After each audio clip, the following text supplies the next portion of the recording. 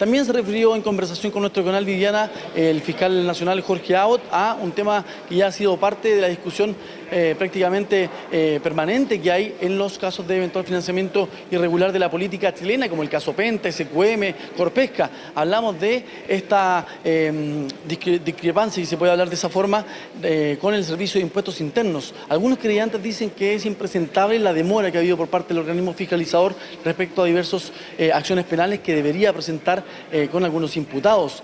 Algunos reclaman, por ejemplo, la demora de alguna querella por diversos delitos tributarios en el caso de Pablo Longueira, que recordemos también es mencionado en varias investigaciones de este tipo. El director del organismo, Fernando Barraza, ya la semana pasada se refería a que las querellas o denuncias no son prioridad para el Servicio de Impuestos Internos, que tiene que haber una recopilación de antecedentes para tomar ese tipo de decisiones. Y durante el fin de semana también el director de este organismo dijo que en la eventualidad donde se persigan otro tipo de delitos que no sean tributarios no es su responsabilidad. Y eso es muy cierto, pero para el Ministerio Público que se pongan sobre la mesa acciones penales como una querella o denuncia, sustentan de una otra forma si es que hay índices de otros delitos, como por ejemplo el cohecho.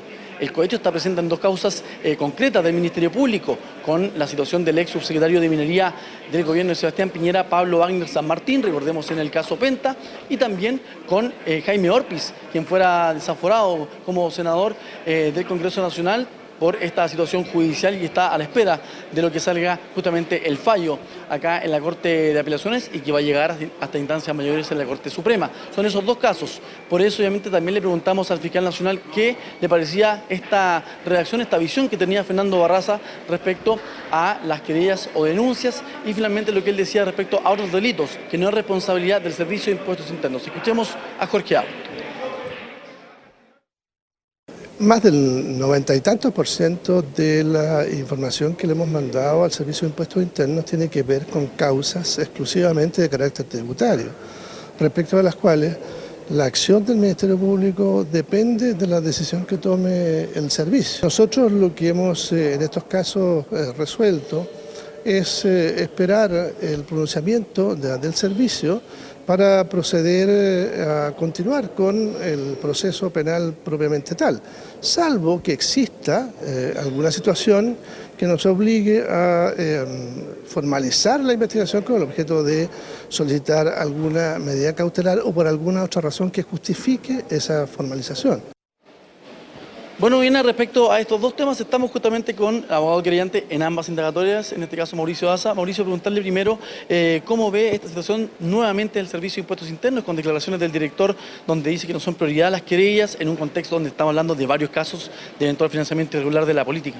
Bueno, claramente hay una conducta errática por parte del Servicio de Impuestos Internos desde que aparece la arista SQM, que involucra a personas de todos los bloques políticos. En un comienzo, cuando se trataba de la causa Penta, había asertividad en colocar las querellas de manera pronta y ahora hay solamente dudas y explicaciones que no parecen muy creíbles. Acá lo que corresponde es que el Servicio de Impuestos Internos obre de manera objetiva, técnica, bajo un mismo parámetro, respetando el principio de igualdad ante la ley, cosa que nosotros creemos que aquí no ha ocurrido hasta el momento. ¿Ha existido demora, por ejemplo, en varias querellas para algunos creyentes?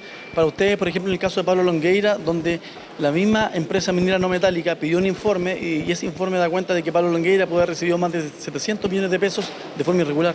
Bueno, la verdad que no se explica respecto a esa información ni tampoco respecto a la información que le remite el Ministerio Público dando cuenta al Servicio de Impuestos Internos de que aquí habrían delitos tributarios. La explicación del director es decir de que ellos se tienen que tomar su tiempo y que finalmente eso no excusa para que la Fiscalía pueda investigar otros delitos. Si aquí el director del Servicio de Impuestos Internos se tiene que referir respecto a los delitos tributarios que le está comunicando, habrían antecedentes la Fiscalía y también los antecedentes que han sido aportados por la propia SQM. Acá yo creo que no existe una voluntad que se manifieste de manera clara para perseguir estos delitos hasta el final, con prescindencia de las posiciones de poder político económico que tengan los involucrados. Abogado, en el tema también, ustedes también es querellante, interviniente en esa causa de Asia Inversión, preguntarle a ustedes cómo reciben lo que dijo el fiscal nacional, la CNN, que durante la mañana dijo que, por ejemplo, no descarta citar a declarar a gente del Ejército de la Unidad de Análisis Financiero, que fue citado justamente en la formalización por el fiscal Carlos Gajardo.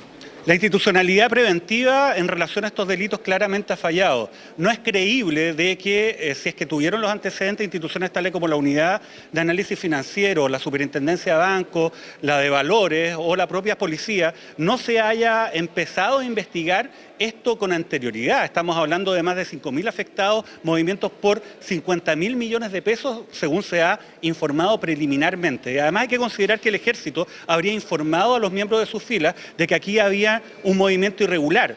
Esto es grave, ya que no se habría entregado esa información a los organismos de fiscalización en un contexto en que los funcionarios públicos tienen la obligación de informar dentro de 24 horas cualquier hecho que pueda ser constitutivo de delito bajo una sanción penal. Esperamos que esto se indague, pero por sobre todo nosotros como querellantes esperamos que se pueda concretar aquella muy difícil labor, pero que es posible, de poder encontrar estos fondos y poder restituir de alguna manera, aunque sea parcialmente, a las miles de personas afectadas. Abogado, gracias por conversar con nosotros. Muchas gracias.